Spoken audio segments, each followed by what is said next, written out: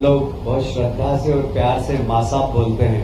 अहिल्याबाई होलकर जी की 300वीं जयंती के अवसर पर हमारे लोकप्रिय मुख्यमंत्री जी ने ये निर्णय लिया कि इस बार कैबिनेट इंदौर में हो और होलकर राजाओं के द्वारा निर्मित इस राजवाड़े के अंदर हम कैबिनेट करेंगे। निश्चित रूप से हम सब इंदौर ही नहीं, मालवा निमाड़ के लोग अपने आप को गौरवान्वित महसूस कर रहे हैं कि अहिल्या माता ने जहां तक का शासन था उनका, वहां के सब लोग माननीय मुख्यमंत्री जी को धन्यवाद दे रहे हैं कि उन्होंने आज कैबिनेट करके इस स्थान को महत्व दिया है। और मैं भी यहाँ का जनप्रतिनिधि हूँ, इसलिए माननीय मुख्यमंत्री जी को धन्यवाद देता हूँ। आप सभी जानते हैं कि हमारे देश के यशस्वी प्रधानमंत्री जी ने 4 मजबूत स्तंभों की बात की है। युवा, महिला, किसान। इसमें से महिला सशक्तिकरण यह हमारा एक बहुत महत्वपूर्ण विषय और ये पूरा की पूरा मां साहब को समर्पित है, अहिल्या माता जी को समर्पित है। और उनके ही सम्मान में 31 मई को देश के यशस्वी प्रधानमंत्री नरेंद्र मोदी जी भोपाल पधार रहे हैं और 2 लाख महिलाओं के सम्मेलन को संबोधित करेंगे। महिला सशक्तिकरण के लिए जो कार्यक्रम केंद्र सरकार और प्रदेश सरकार के द्वारा किए जा रहे हैं, जिस प्रकार महिला कामगारों के लिए औद्योगिक क्षेत्र में उनके आवास की व्यवस्था केंद्र सरकार और राज्य सरकार के सहयोग से सभी औद्योगिक क्षेत्रों में महिला कर्मचारियों के लिए आवास बनाने का निर्णय आज कैबिनेट ने भी लिया है। और माननीय प्रधानमंत्री जी इस विषय में विशेष रुचि ले रहे हैं, इसलिए केंद्र सरकार से भी हमें सहयोग प्राप्त हो रहा है। वहीं माननीय प्रधानमंत्री जी भोपाल और इंदौर की भोपाल से ही मेट्रो ट्रेन का भी लोकार्पण करेंगे। इंदौर और भोपाल, और साथ ही दतिया एयरपोर्ट और सतना का एयरपोर्ट, उन दोनों का भी वहीं से लोकार्पण करेंगे। माता जी के जो 300 जयंती पर 20 मई से 31 मई तक काफी कार्यक्रम है। कल पता नहीं आप लोगों ने नाटक देखा कि नहीं देखा, अद्भुत नाटक था। मतलब प्रहलाद भाई और हम जरा कठोर माने जाते हैं, हमारे हाथ में आंसू बहुत कम आते हैं, हमारे कारण बहुत सारे लोगों को आ जाते हैं, पर कल वहां हमें भी आंसू पोंछना पड़ा। इतना जबरदस्त नाटक था। माननीय मुख्यमंत्री जी ने वहीं पर निर्णय लिया कि प्रदेश के जहां जहां जो शहर मांगेगा वहां पर ये नाटक हम कराएंगे और उसके प्रोग्राम भी बन गए हैं। कालिदास संस्कृति अकादमी उज्जैन में भी होगा। महिदपुर में देवी अहिल्या केंद्रित महिला कवि सम्मेलन होगा। ग्वालियर, भोपाल, बैतूल में यही महानाट्य प्रस्तुत किया जाएगा। इंदौर में एकल कविता पाठ व सांस्कृतिक गतिविधियां लगातार चलेगी। देवी अहिल्या केंद्रित महानाट्य शिव योगिनी अहिल्या, ये भी अब एक बार फिर से लता मंगेशकर ऑडिटोरियम में होगा। राजवाड़ा परिसर में माता जी के लिए एक समर्पित महिला सशक्तिकरण के लिए भी कार्यक्रम होगा। राहवीर योजना जब कभी भी एक्सीडेंट हो जाता तो साधारणतः लोग देख के और आगे बढ़ जाते हैं। हमारे देश के प्रधानमंत्री को भी इसकी चिंता थी और हमारे प्रदेश के यशस्वी मुख्यमंत्री जी ने भी इस पर चिंता प्रकट की। मुझे कहते हुए गर्व है कि अब कहीं पर भी एक्सीडेंट होगा, जो भी राहगीर रोककर उस घायल व्यक्ति को अस्पताल तक पहुंचाएगा या उसको प्राथमिक स्वास्थ्य केंद्र तक पहुंचाएगा, उसको 25,000 रुपये सरकार की ओर से मिलेगा। उसको तत्काल 108 एम्बुलेंस पर फोन भी करना होगा और ये राहगीर योजना निश्चित रूप से बहुत सारे लोगों की जान बचाने में बहुत महत्वपूर्ण भूमिका अदा करेगी। और जब जिस व्यक्ति को पुरस्कार मिलेगा उसको पुलिस परेशान भी नहीं करेगी। एक निर्देश शासन की ओर से है कि जो भी व्यक्ति घायल व्यक्ति को उपचार के लिए या उसकी जान बचाने के लिए सहयोगी बनकर सामने आए, पुलिस उसकी सहयोगी बने, उससे प्रश्नवाचक चिन्ह नहीं करे।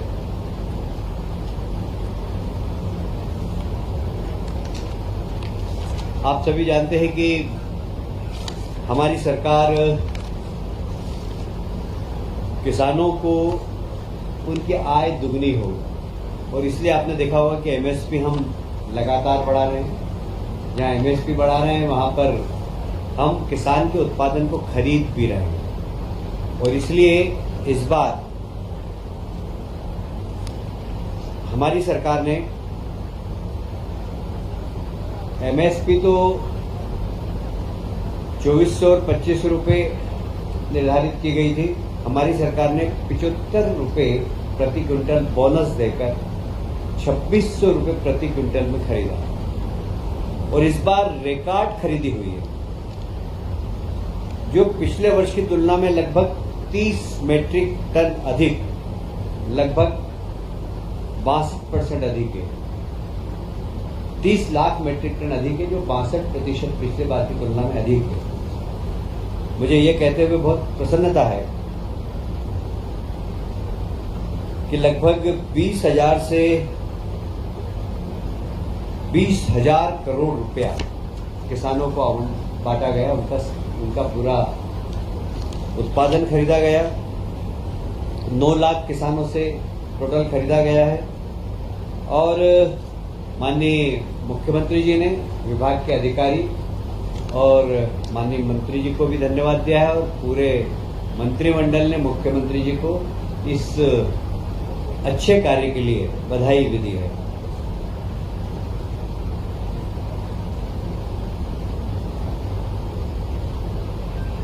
शायद आपको स्मरण होगा कि सीतामऊ में पिछले माह किसान सम्मेलन हुआ था और इस किसान सम्मेलन का उद्देश्य, किसान समागम का उद्देश्य यही है कि कृषि आधारित उद्योग को हम बढ़ावा दें और आधुनिक खेती कैसे की जाए, साथ ही प्राकृतिक और ऑर्गेनिक खेती कैसे की जाए। वहां न सिर्फ प्रशिक्षण दिया जा रहा है, इसका मार्केट भी डेवलप हो, इसके लिए किसान समागम पिछले समय बहुत ही सफलतापूर्वक सीतामऊ में संपन्न हुआ है। दूसरा हमारा इसी प्रकार का किसान समागम नरसिंहपुर में 26 से 28 मई के बीच में होगा, जहां कृषि आधारित उद्योग पर चर्चा होगी। उसी प्रकार क्रॉप पैटर्न बदलने का मार्गदर्शन देंगे उन्हें, किसान उन्नत हो, किसान की आय डबल हो और ऑर्गेनिक और प्राकृतिक खेती की तरफ किसान जाए, इस दिशा में उनको प्रशिक्षण देने का काम इसमें होता है। और साथ ही वैल्यू एडिशन कैसे हो सकता है, गांव के अंदर ही छोटे उद्योग, बड़े उद्योग, किसान सिर्फ उत्पादन नहीं करे, रोजगार देने वाला व्यक्ति भी बने, इसके लिए भी वहां पर प्रशिक्षण देने का काम हम लोग करने वाले हैं।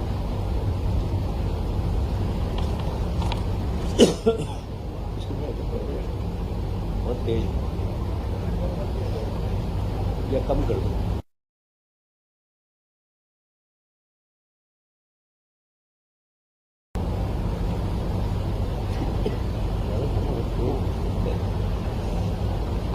मित्रों, आप सभी जानते हैं कि शहरों का विकास बहुत तेजी से हो रहा है और कई बार दो शहरों के बीच में यदि विकास करना हो तो कौन सी एजेंसी करे, ये हमेशा एक प्रश्न चिन्ह उठता है। जैसे इंदौर के लिए हमको अंतर्राष्ट्रीय एक एयरपोर्ट चाहिए। अब उस एयरपोर्ट को नगर निगम बनाए, कौन जमीन उसकी सिलेक्ट करे, इसके लिए बहुत ज़रूरी था कि एक ऐसी संस्था हो जो कि इस बारे में विचार करे, 2-3 शहरों के बारे में कैसे एक समेकित डेवलपमेंट और 2-3 शहर क्लब होकर विकास के बारे में सोचें। इसके लिए महानगर काउंसिल का एक,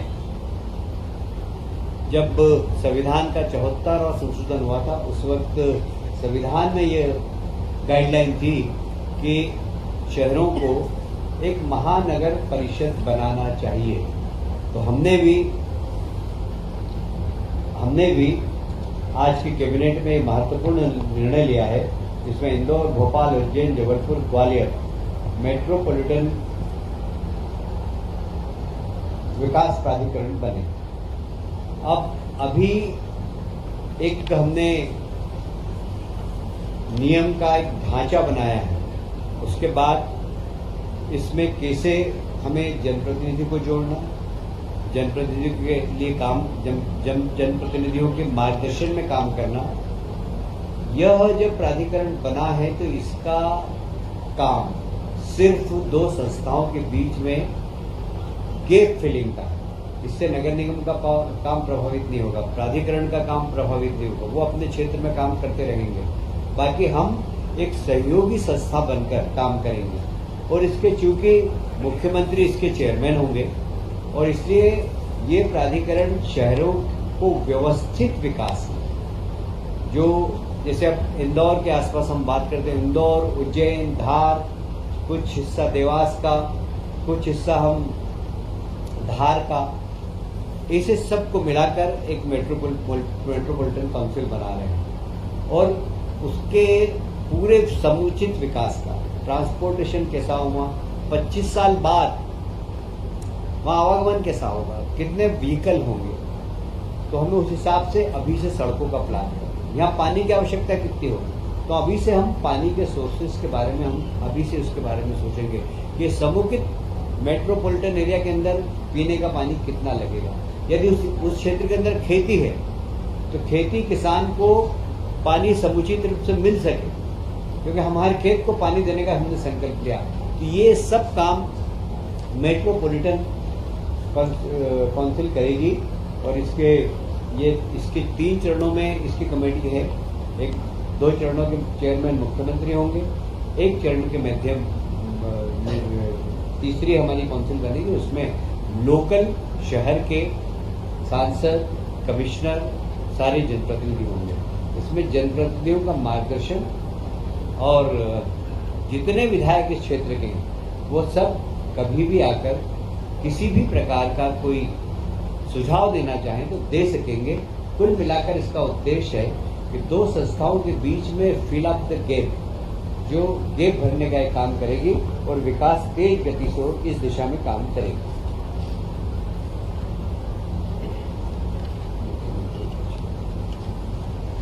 मित्रों, स्वच्छ भारत मिशन देश के प्रधानमंत्री जी ने चालू किया है और उसमें नगर निगम, नगर पालिकाओं को काफी धनराशि भी आवंटित की गई। अब जो भारत सरकार का स्वच्छ भारत मिशन में है 2.0 में बहुत सारे ऐसे प्रावधान है जो नंबर 1 में नहीं है और इसलिए उन प्रावधानों की कमी दूर करने के लिए, जैसे मैं एक उदाहरण दूंगा कि पहले स्वच्छ भारत मिशन के माध्यम से कचरा कलेक्शन के लिए गाड़ियां आ गई। अब उनकी लाइफ 3 साल है, 4 साल है, हमको नई गाड़ी खरीदना है। नई गाड़ी खरीद करने के लिए स्वच्छ भारत 2.0 में वो प्रावधान अब नहीं है और इसलिए हम अब मुख्यमंत्री शहरी स्वच्छता कार्यक्रम हम वापस चालू कर रहे हैं। पहले ये हालांकि 2012 में चालू किया था, पर इसको बाद में जब स्वच्छ भारत मिशन आया तो यह शून्य हो गया था, क्योंकि वो बहुत बड़ी राशि भारत शासन से आ रही थी।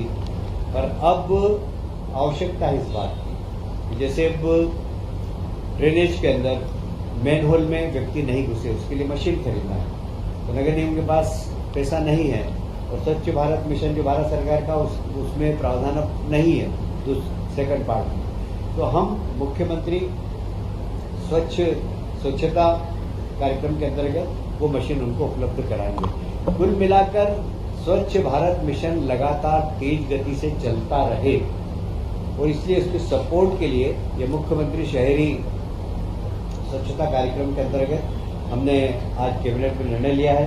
पहले चरण में हमने 277 करोड़ का ऐसे प्रावधान किया। हालांकि ये राशि मुझे अभी कम दिख रही है, इसलिए आज मैंने कैबिनेट में कहा भी है कि मुख्यमंत्री जी ये राशि बढ़ाना पड़ेगी, क्योंकि बहुत सारी नगर निगमों में बहुत सारे सामान नहीं है, मैं जहाँ भी जाता हूँ।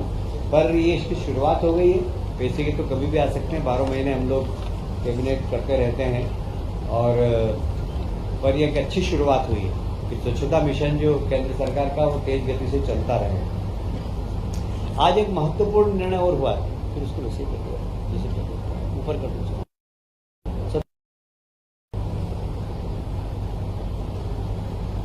लोक माता देवी अहिल्या माता जी को समर्पित, क्योंकि आप सब जानते हैं लोक माता अहिल्याबाई ने उस समय रोजगार देने के लिए बुनकरों को महेश्वर में साड़ी बनाने का प्रशिक्षण दिया था, और आज भी महेश्वर की साड़ी विश्व विख्यात है।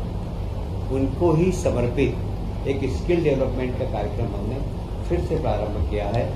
इस कार्यक्रम के अंतर्गत जरूरतमंद व्यक्ति को बैंक ब्याज से 1000 रुपये प्रति वर्ष की छूट दी जाए, साथ ही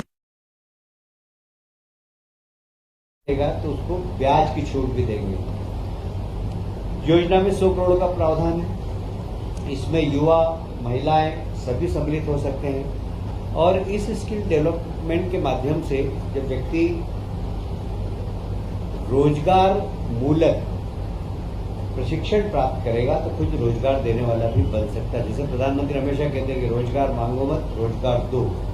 यह योजना महिला हो या पुरुष, उनको रोजगार देने वाला बनाएगी। ये एक बहुत अच्छी योजना आज माननीय मुख्यमंत्री जी के नेतृत्व में कैबिनेट ने पारित की है, जिसमें हमारे बेरोजगार युवाओं को, विशेषकर महिलाओं को बहुत इसका लाभ होगा। आप सभी जानते हैं कि आदि शंकराचार्य जी ने पूरे देश में भ्रमण किया था, और एक सनातन धर्म के लिए एकात्मता के लिए, हिंदू धर्म की एकात्मता के लिए उन्होंने बहुत काम किया, और विशेषकर ऐसी मान्यता है कि ओंकारेश्वर में उन्होंने साधना की थी, और वहीं पर उनको मतलब ईश्वर के दर्शन भी हुए थे, दर्शन प्राप्त किए थे उन्होंने। इसीलिए हमारी सरकार ने वहाँ पर आदि शंकराचार्य जी की एक बहुत बड़ी 108 फुट प्रतिमा का तो उद्घाटन कर ही दिया है, पर अभी उसके आसपास बहुत सारे काम हमें करना है, जैसे उनके जीवन से संबंधित, उनके साहित्य से संबंधित, और सनातन परंपरा के अनुसार किस प्रकार हमारी पुरातन परंपराएं थी, उस सब के विकास के लिए आज 2100 करोड़ रुपए का एक प्रावधान किया है, जिसमें वहाँ लोग प्रशिक्षण ले सकेंगे, वहाँ लोग रहकर अध्ययन कर सकेंगे, लाइब्रेरी होगी, वहाँ रिसर्च मतलब लोग शोध कर सकेंगे, और एक ऐसा केंद्र बन रहा है वो, जो कि एक टूरिज्म के लिए भी बहुत अच्छा होगा, और विशेषकर जो भारत की सनातन परंपरा को अगर जानना चाहता होगा तो दुनिया भर के लोग आकर वहाँ पर रह सकेंगे। तो उन सब के लिए छोटे हॉल, बड़े हॉल, मीटिंग हॉल, रहने की व्यवस्था, लगभग 1000 लोग वहाँ रह सकें, उस प्रकार की हॉस्टल भी बन रही है वहाँ। अलग अलग प्रकार की कुछ 5 स्टार टाइप कमरे बनेंगे, कुछ सामान्य कमरे बनेंगे। एक बड़ा संस्कृति केंद्र सनातन धर्म का वहाँ पर बनने जा रहा है। इसके लिए 2100 करोड़ रुपए आज कैबिनेट ने मंजूर किए हैं, और ये पर्यटन के क्षेत्र में बड़ी क्रांति लाए। जैसे कि उज्जैन में हमने महाकाल लोक बनाया, और उसके बाद वहाँ पर दर्शकों की संख्या लगभग 30 से 40 गुना बढ़ी है। और वहाँ की अर्थव्यवस्था का चक्र 10 गुना बढ़ा। मतलब इकोनॉमी पूरी, उज्जैन के पर कैपिटा इनकम बढ़ गई। तो ये भी निमाड़ के क्षेत्र में जब पूरा बन जाएगा, वहाँ पर 3D सिस्टम के माध्यम से आदि शंकराचार्य ने पूरे देश में घूमकर किस प्रकार ऐसा लगेगा उनको कि हम आदि शंकराचार्य के युग में आ गए। इस प्रकार का एक संग्रहालय बनेगा वहाँ पर। लोग उसको निश्चित रूप से देखेंगे ही, जो जाएगा वो एक बार नहीं बार बार देखेगा और सारे देश का वो आकर्षण का केंद्र बने, एक अच्छा पर्यटक स्थल बने। इस दिशा में हम काम कर रहे हैं। ये एक बहुत महत्वपूर्ण निर्णय आज कैबिनेट में हुआ है।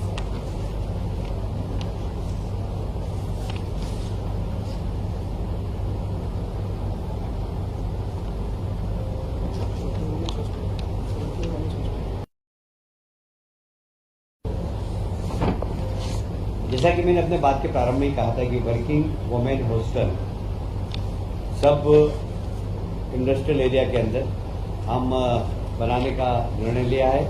अभी प्रथम चरण में हमने उद्योगपुरी जिला के अंदर लगभग 66 करोड़ का निर्णय लिया है, पीथमपुर में 76 करोड़ का, मालनपुर में 29 करोड़ का और औद्योगिक पार्क मंडीदीप में 77 करोड़ का। ये अभी हम हमारे बजट में से कर रहे हैं। पर आज माननीय मंत्रियों ने भी सुझाव दिया और मुख्यमंत्री जी ने भी उसको माना कि ऐसा होना चाहिए कि हमें जो इंडस्ट्रियलिस्ट हैं उनसे भी बात करना चाहिए कि CSR में वे वर्किंग वुमेन हॉस्टल का निर्माण करें और PPP मोड पर भी हम कर सकते हैं। इस सब दिशा में हम लोग काम करेंगे। खास करके औद्योगिक क्षेत्र में महिलाएं सुरक्षित रह सके, इसके लिए यह योजना प्रारंभ की है। एक और आज इंदौर को तोहफा दिया है माननीय मुख्यमंत्री जी ने। आप सभी जानते हैं होलकर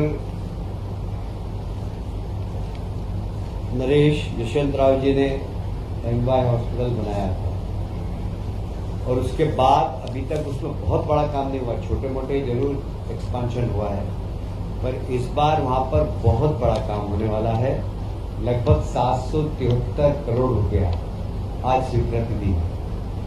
यह वर्तमान जो व्यवस्था है उससे लगभग डबल व्यवस्था हो जाएगी और सब आधुनिकतम सुविधाएं उस हॉस्पिटल के अंदर होगी। हम कोशिश करेंगे कि यह हॉस्पिटल ऐसा बने जहाँ पे हार्ट का ऑपरेशन हो, जहाँ लीवर ट्रांसप्लांट का काम हो, इससे बड़े बड़े काम जिसके लिए लोग दिल्ली बॉम्बे जाते हैं वो इस हॉस्पिटल में सारी सुविधा उपलब्ध कराएं।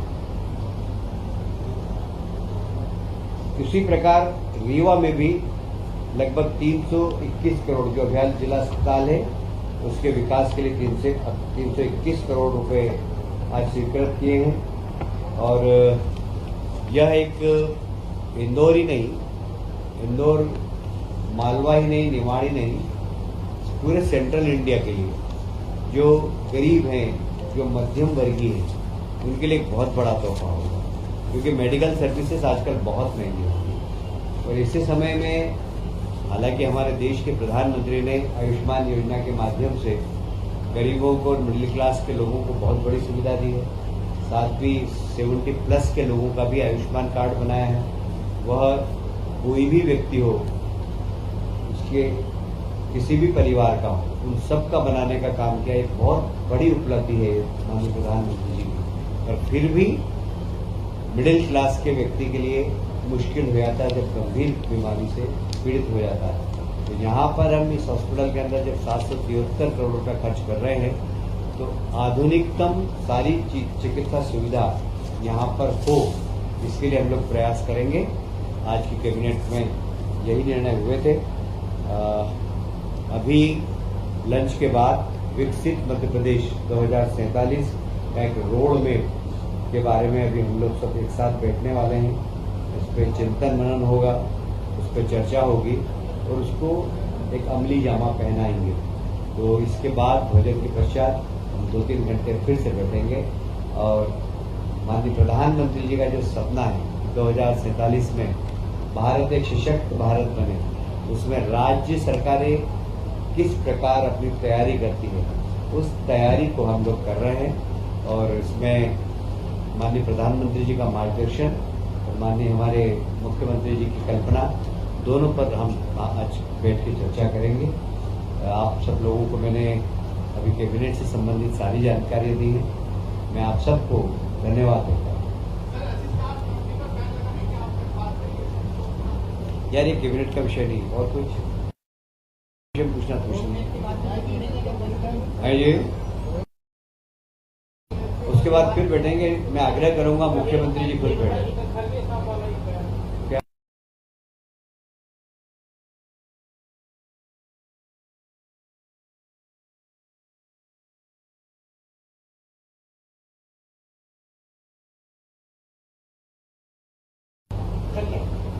देखिए, खड़गे जी जो बयान देते हैं, अब मैं बहुत वरिष्ठ है, उनके बारे में कुछ टिप्पणी करूँ तो अच्छा नहीं, पर हमेशा एक बात का ध्यान रखना चाहिए, कोई सा भी राजनीतिक दल कि नेशन फर्स्ट। दुर्भाग्य से लोग ऐसे ऐसे विषयों पर देश के अंदर राजनीति कर रहे हैं जिस पे नहीं होना चाहिए। मुझे याद आता है अटल बिहारी वाजपेयी को। कल शरद पवार जी ने भी अपने भाषण में कहा कि जब नरसिंह राव जी प्रधानमंत्री और मानवाधिकार का हनन हो रहा है जम्मू कश्मीर में, इसको लेके एक सख्त नोटिस यूनाइटेड नेशन ने दिया। नरसिंह राव जी पस्त हो गए थे क्योंकि प्रतिबंध लगने वाले। उस समय नरसिंह राव जी ने अटल जी से कहा कि इसका नेतृत्व आप करें। सलमान खुर्शीद थी विदेश मंत्री, उसमें अटल बिहारी वाजपेयी जी ने यूएन में भारत का पक्ष रखा। शरद पवार जी भी उस मंत्रिमंडल में शामिल थे। कल शरद पवार जी ने इस बात का जिक्र भी किया। जब देश की बात हो तो हमें राजनीति नहीं करना चाहिए। तो इसलिए खड़गे जी जो बोल रहे हैं, राहुल गांधी जी जो बोल रहे हैं, देश की जनता समझ रही, मैं उसके ऊपर कोई टिप्पणी करूं ये मैं उचित नहीं। Thank you.